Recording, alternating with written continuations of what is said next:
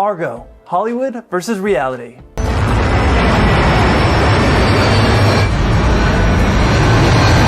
Coming up. Hey 7-4 crew, welcome back. If you don't know me, my name's Kelsey. I'm a 747 pilot. My channel 7-4 Gear is all about aviation.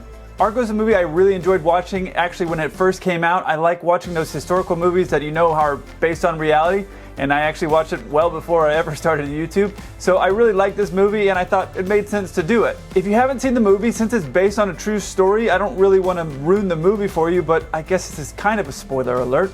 These guys are running away from the government police that are chasing them, and I'm not going to tell you everything that's going on, but they've gotten onto a plane, which is a 747, and we're about to break down the scenes from that movie in this Hollywood versus reality. Let's get into it. Swiss Air 363, clearance for taxi. Swiss Air 363, you are number 2 for departure.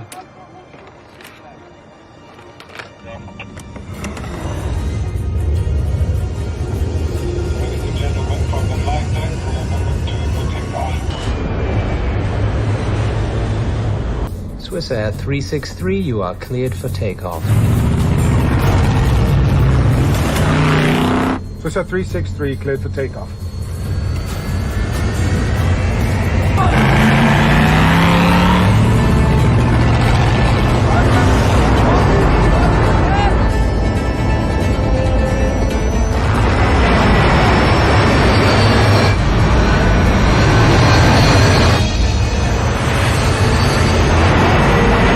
Alright, this is kind of nitpicking, but there's a few minor things here I think that are worth mentioning. This wave off that they do here, that's a real thing. That happens in real life. Sometimes it's on the captain's side, sometimes on the first officer's side, but usually what they're doing is they're showing you that they have all the equipment that they use to push us back. They're showing you that they have everything and that you're clear to taxi away. So that is true.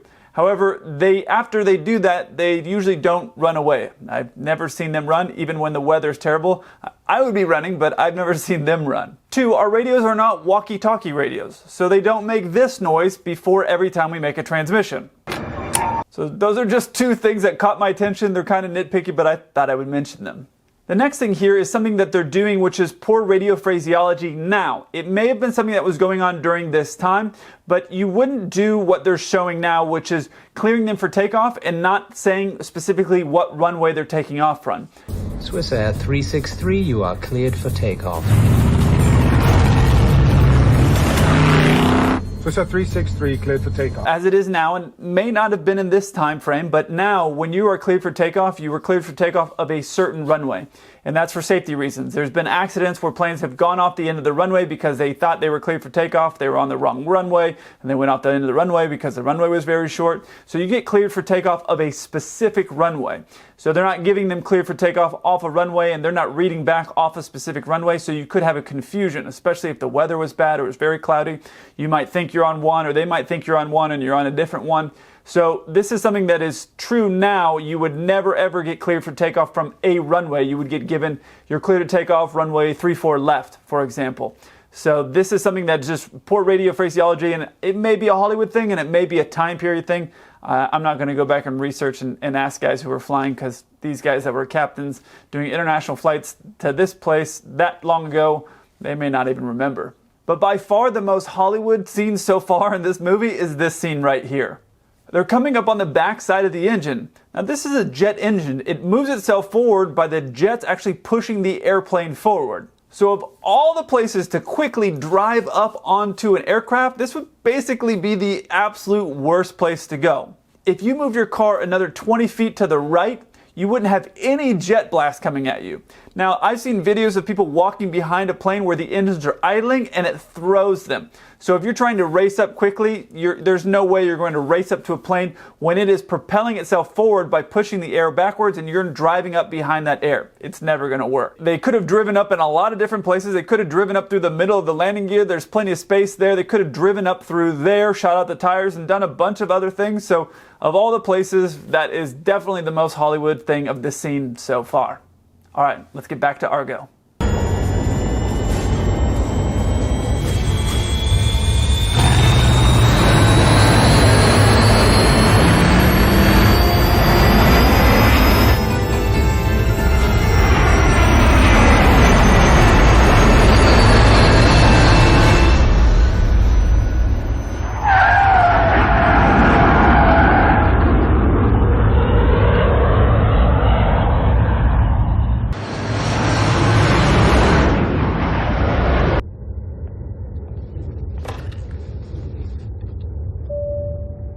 Ladies and gentlemen, it is our pleasure to announce that alcoholic beverages are now available as we have cleared Iranian airspace. I don't know why, but as soon as they said that they could start drinking and those people started hugging, I started thinking about it was a flight crew that was so excited they could finally drink on this deadhead. Ladies and gentlemen, it is our pleasure to announce that alcoholic beverages are now available as we have cleared Iranian airspace.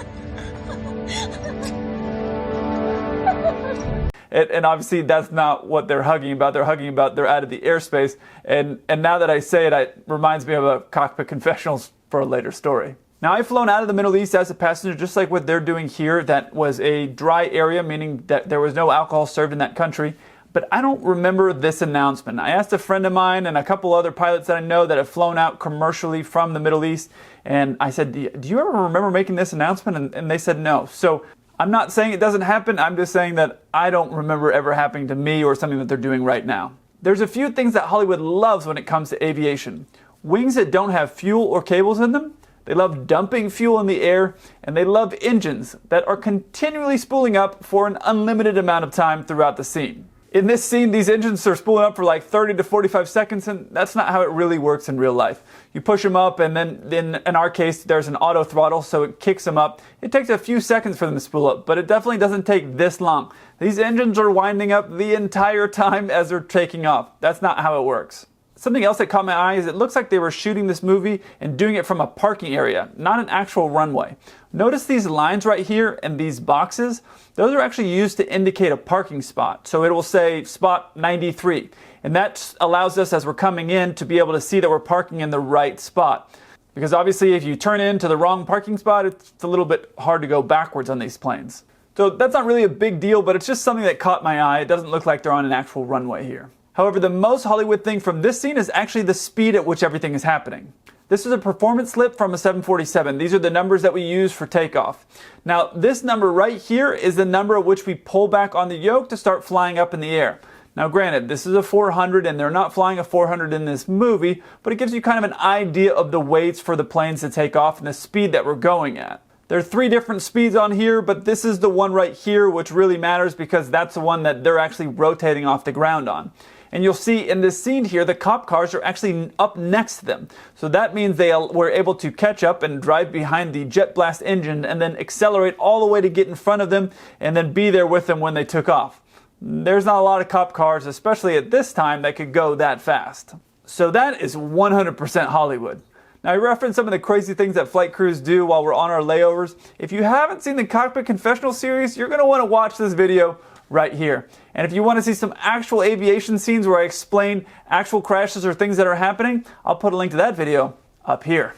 I look forward to hearing from you. Until then, keep the blue side up.